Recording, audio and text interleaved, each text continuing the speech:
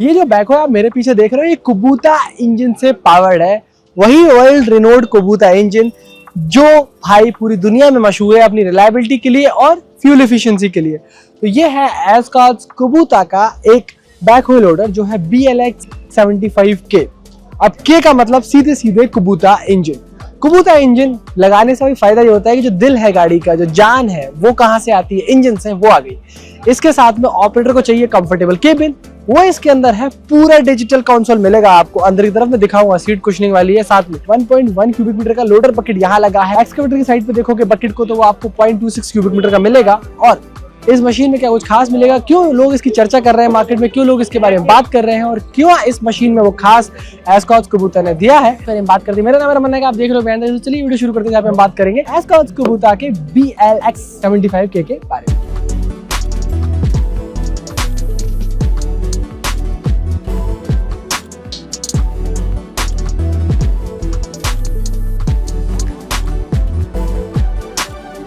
अच्छा देखो, एग्जीबिशन में इन्होंने मशीन तो दिखाई है बट मशीन ने डेमो भी बड़ा गजब का किया है। पत्थर वगैरह लगा रखे हैं चारों तरफ, क्योंकि दिखाया है कि यार कितना हैवी ड्यूटी मशीन उन्होंने जो बना दिया है। आगे की अगर लोडर की बात करें तो ये 1.1 क्यूबिक मीटर का होता है। अच्छी बात यह है कि आपको बाहर से प्लेटें वगैरह लगवाने की जरूरत नहीं है। कंपनी ने रीइंफोर्समेंट खुद से दिए हुए। इवन कई बार जब हम स्कूप भर लेते हैं, सैंड वगैरह में काम करते हैं, या कोई भी हीप लगाओगे आप, इसमें टोप लगाओगे तो उस टाइम पे क्या होता है, सामान फैलता है। तो यहाँ ऊपर इसमें जो एक्स्ट्रा इसको एक्सटेंड किया है आगे वाले लोडर को।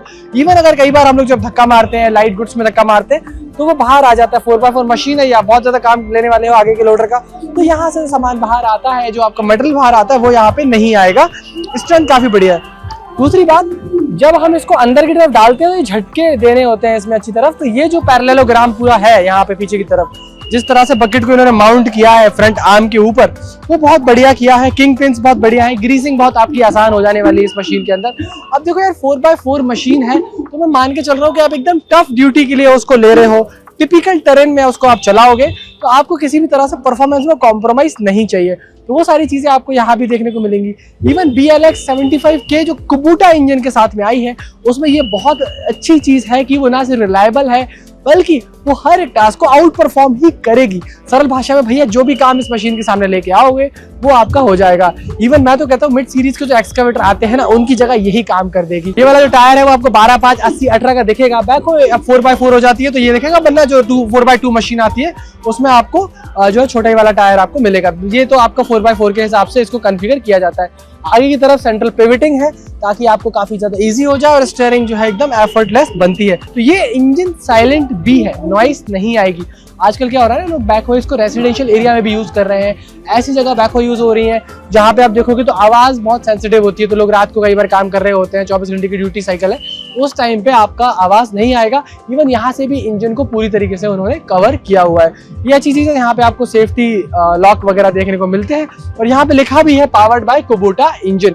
यहाँ डीजल टैंक आपको देखने को मिलेगा। रिटर्न लाइन्स वगैरह भी सारी यहीं लगी हुई है और ये बहुत ही बढ़िया चीज है। इवन ये 4 व्हील ड्राइव है तो यहाँ पे एक 4 व्हील ड्राइव भी आपको टिपिकल दिख जाएगा। तो ये एक चीज है। मडगार्ड्स वगैरह बढ़िया है। यहाँ भी एक 4x4 का ब्रांडिंग है। बट इस केबिन के बारे में एक चीज देखो कि आपको यहाँ इस पूरे केबिन में सिंगल पिलर दिखेगा। ये सिंगल पिलर है, बाकी आपको 4 पिलर दिखेंगे। इस कारण से ये जो है वो FOPS ROPS केबिन सिर्फ और सिर्फ 6 पिलर्स पे स्टैंड कर जाता है। ये बढ़िया चीज है।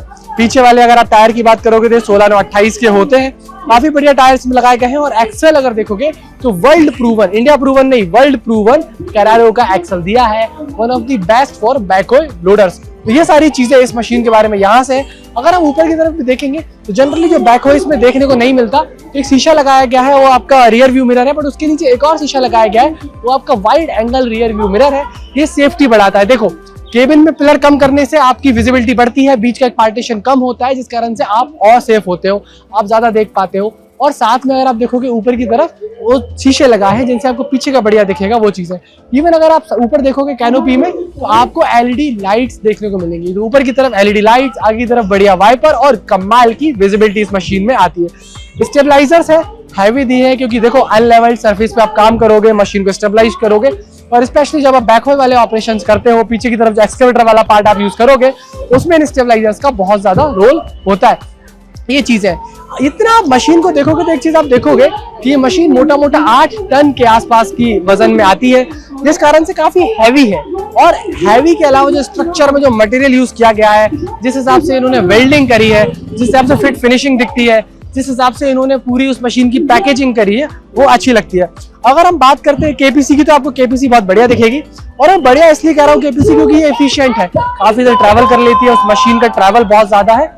और ये जो पीछे वाला बैकवे वाला एरिया पार्ट है, ये इनका पहले से ही बहुत बढ़िया था, बहुत प्रूवन था। और जहां से जनरली हम रीइंफोर्समेंट करवाते हैं मशीन खरीदने के बाद पहले दिन, वहां इन्होंने ऑलरेडी रीइंफोर्समेंट किए हुए।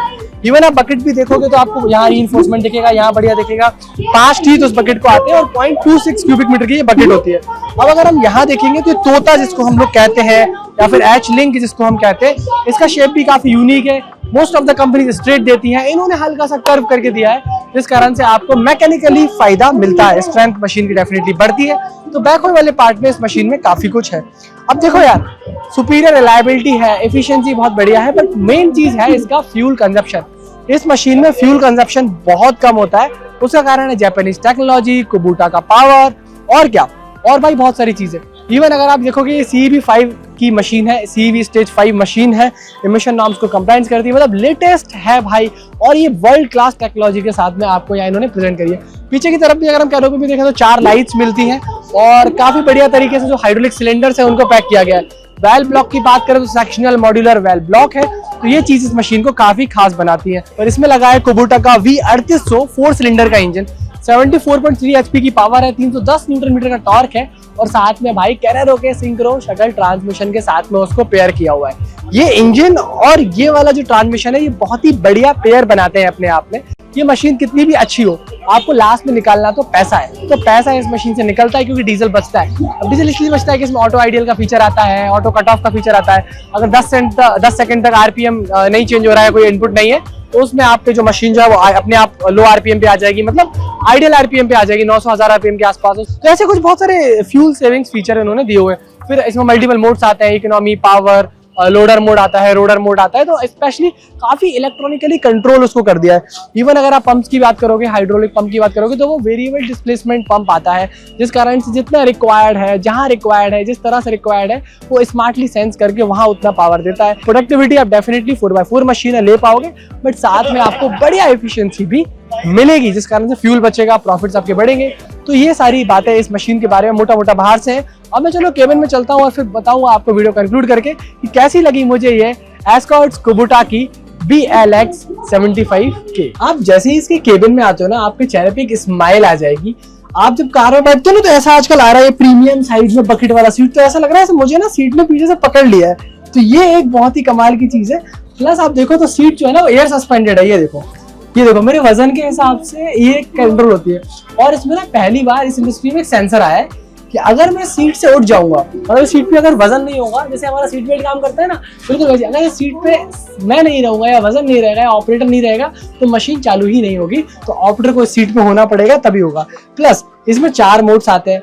आगे की तरफ लोडर और रोड मोड आता है। देखो लोडर मोड में क्या होता है कि लोडर में हमें बहुत तेज तो भागना नहीं है, बहुत ज्यादा RPM की जरूरत नहीं है, तो 1800 RPM तक हमारा काम चल जाता है।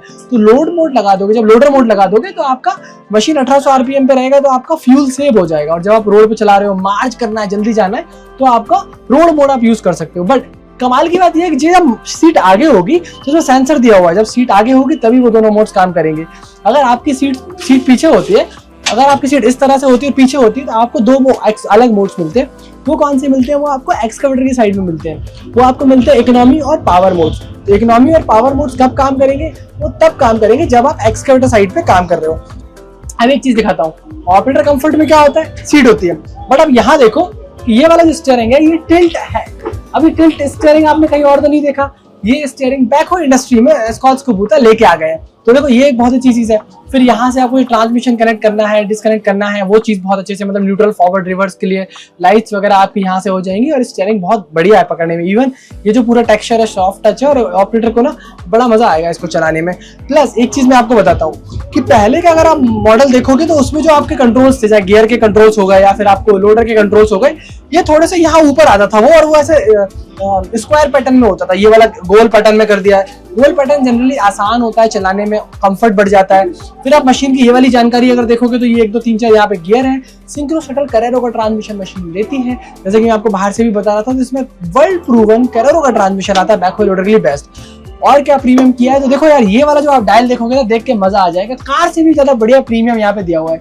यहाँ आपको सारी चीज दिखाएगा, कौन से मोड में हो, कितनी स्पीड में हो, कितने किलोमीटर गाड़ी चल गई है, न्यूट्रल वगैरह बताता है, गियर का पोजीशनिंग बताता है, साथ में इंडिकेटर वगैरह, और सारी डिटेल्स आपको वहां से मिल जाएंगी। और यहाँ से देखने में एक्चुअली विजिबिलिटी बहुत बढ़िया है। मतलब ये ना पहला इंडस्ट्री का 6 पिलर केबिन है। आप देखो, मैं दिखाता हूँ, 1 पिलर, 2 पिलर और ये 3 पिलर, ऐसे ही 3 पिलर यहाँ पे है। जनरली इंडस्ट्री में जो केबिन आ रहे हैं FOPS और ROPS, वो 8 पिलर पे आ रहे हैं, बट ये पर्टिकुलर जो केबिन है वो सिर्फ 6 पिलर पे आ रहा है, जिस कारण से पिलर्स कम होते हैं, पार्टीशन कम होता है, तो आपकी विजिबिलिटी बहुत बढ़िया होती है। तो यहाँ म्यूजिक सिस्टम लगाया हुआ है ताकि आप अपना पेन ड्राइव वगैरह लगा के, मोबाइल वगैरह लगा के आराम से गाने वगैरह सुन सको। FM भी इसमें बढ़िया चलता है। अब ये वाला जो क्लस्टर है ये एकदम नया आया है। मैं आपको ऑफ करके ऑन करके दिखाता हूँ कि कितना गजब आता है। ये देखो, जैसे आप इसको ऑन करोगे, सारे के सारे जो नीडल्स है वो आगे की तरफ जाएंगे। यहाँ कबूतर एस्कॉस कबूतर लिमिटेड की जो है ब्रांडिंग आ जाती है, और ये जो है सारे के सारे आपको डायल्स दिखेंगे। ये बहुत स्मार्ट है, इसमें आपको सारे मोड्स दिख जाएंगे, सारी फंक्शनैलिटी दिख जाएगी, और आपके लिए घंटे वगैरह का बढ़िया एकदम डिस्प्ले होगा, जिससे कि आपको इंफॉर्मेशन लेने में, मतलब कैसा भी ऑपरेटर, मजा आएगा। अच्छा, आगे की तरफ 3 बटन्स है। ये वाला जो बटन है वो लोडर और रोड मोड के लिए यहाँ दिया हुआ है। उसके ठीक बगल में जो है वो 4x4 मशीन है, तो 4x2 में चलाना है या 4x4 में चलाना है, उसके लिए बटन दिया हुआ है। और साथ में आपको यहाँ पे दिखेगा आगे की लाइट्स के लिए, जैसे मैंने बताया था बाहर से, आगे की लाइट्स जो है वो LED होती है।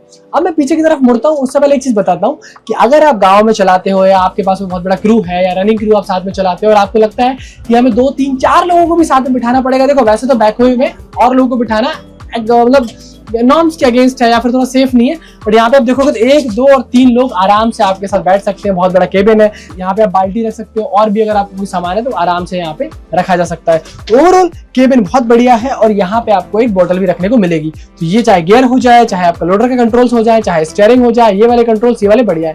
अब मैं पीछे की तरफ आता हूँ और आपको बताता हूँ कि कितना आसान है इसमें पीछे की तरफ जाना। पहली बात तो कई सारी मशीन में पता है क्या होता है, कई सारी मशीन में घुटने टच होते हैं। ये देखो, मेरे कोई घुटने टच नहीं हो रहे। अब मैं अगर पीछे की तरफ बैठ गया हूँ तो ये जो जॉयस्टिक्स है इनको इंप्रूव किया है, गोल्ड वाले किया है, तो बूम आर्म बकेट के कंट्रोल्स बहुत गजब के होंगे। यहाँ स्टेबलाइजर्स दिखेंगे आपको। स्टेबलाइजर्स मैंने बताया पहले से और ज्यादा हैवी किए हैं कंपनी ने। पीछे वाले पूरी KPC वाले एरिया में ही रीइंफोर्समेंट्स किए हैं, और ज्यादा इंप्रूव किया है, और ज्यादा हैवी उसने बनाया है। ये वाला जो पूरा शीशा है, ये दोनों बटन्स के साथ आप उठा के ऊपर कर सकते हो, विजिबिलिटी और बढ़िया हो जाएगी। और ये कुशनिंग बहुत अच्छी है। और यहाँ के जो है वो आपको मोड्स में समझाता हूँ। तो अगर आप इकोनॉमी मोड में चला रहे हो तो मशीन लगभग 1500 RPM तक ही चलेगी, बहुत ज्यादा डीजल बचाती है। अगर आपको थोड़ा पावर चाहिए, जल्दी जल्दी काम करना है, तो मशीन जो है आपकी वो 1700 RPM तक जाएगी अगर आप पावर मोड लगाओगे। अब अगर आप ये सारी बटन्स को यहाँ पे देखोगे तो आपको दिखेगा कि ये रीजनरेशन का स्विच है, क्योंकि मशीन CEB 5 है, कंस्ट्रक्शन इक्विपमेंट के नॉर्म्स 5 को जो है फॉलो करती है। फिर ये वाले जो पीछे वाले एक्सकवेटर पे मैं मोड बता रहा था ना, पीछे की तरफ आप काम कर रहे हो एक्सकवेटर साइड पे, तो आपको यहाँ पे ये पावर और इको का मोड मिलेगा। यहाँ पे आप देखो, ये वाइपर के लिए स्विच है, यहाँ पे आपको जो KPC के लिए स्विच मिल जाएगा, ये लाइट्स के लिए स्विच है, पीछे वाली लाइट्स के लिए हॉर्न यहाँ पे है, ये आपका हजार्ड लैंप है, ये आपका जो फैन लगा हुआ है यहाँ पे फैन के लिए है, ये आपका एग्जिबिट स्विच है अगर रीजनरेशन करना है, क्योंकि मशीन जो है CEB 5 है।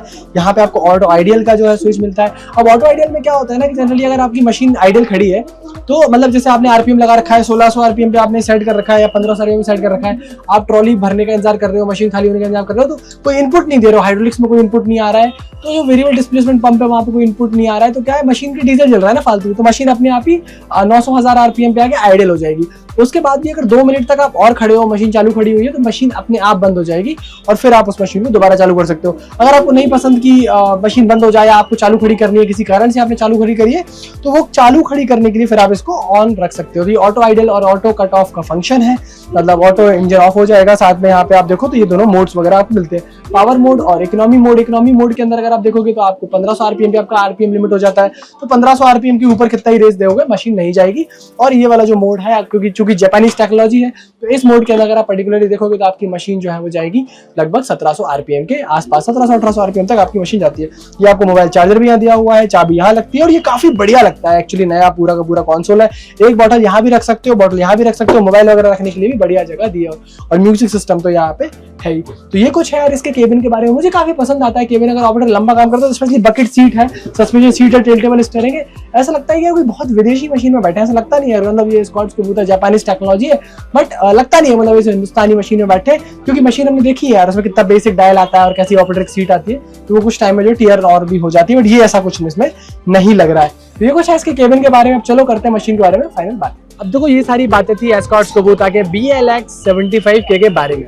अब देखो इलेक्ट्रॉनिक वेरिएबल डिस्प्लेसमेंट पंप जिस हिसाब से दिया है, जिस हिसाब से जापानीज टेक्नोलॉजी है, जिस हिसाब से और चीजें ऐड करी है, जैसे कि engine sump guard, air clock filter, hydraulic, अगर ऑयल में हाइड्रोलिक फिल्टर में कोई दिक्कत है तो वहां पे आपको इंडिकेशन मिल जाता है। तो मशीन में साथ में आप केबिन देखो कितना प्रीमियम बनाया है, डायल्स चेंज किए हैं, सीट को साइड से बकेट किया है, कुशन किया है, स्पेस बहुत ज्यादा है। अगर ऑपरेशन 2-3 लोग भी बैठ के साइड तक जाना चाहते हैं, मार्च कर रहे हैं, तो वो चीज भी कर सकते हैं। साथ में सारे कंपोनेंट्स को हैवी किया है, तो डेफिनेटली मतलब मार्केट में कुछ अच्छा कर रहे हैं और अच्छा लाने की कोशिश कर रहे हैं। और मोटा मोटा मैं आपको बताऊं तो जो पुरानी वाली जो मशीन्स होती है उनसे जो फीडबैक आता है, और जब भी हम नए स्टेज पे नए फेसलिफ्ट की तरफ जाते हैं, जैसे अब ये पर्टिकुलर जो मशीन है वो पहले एस्कॉर्ट कुबोटा इंजन में आती थी, अब सिर्फ कुबोटा इंजन में आती है, तो कहीं ना कहीं वो फीडबैक जो है लोगों में, लोगों का जो फीडबैक है वो ट्रांसलेट करके इसको बहुत बड़े तरीके से बनाया जाता है। अब देखो ऐसा है कि अगर मेरी बात मानो तो आप इस मशीन को डेफिनेटली एक बार देख सकते हो, या टेस्ट ड्राइव ले सकते हो, या इसको कोई एप्लीकेशन बेसिस पे देख सकते हो, या कुछ टाइम के लिए डेमो में आप समझ सकते हो कि मशीन कैसी है, एक्चुअल परफॉर्मेंस कैसे आ रहा है। मेरे हिसाब से ऑपरेटर कंफर्ट में, सर्विसिबिलिटी में, जापानीज टेक्नोलॉजी कारण फ्यूल एफिशिएंसी में, और भर के जो इसमें फ्यूल एफिशिएंसी के फीचर दिए हैं, उस कारण से ये मशीन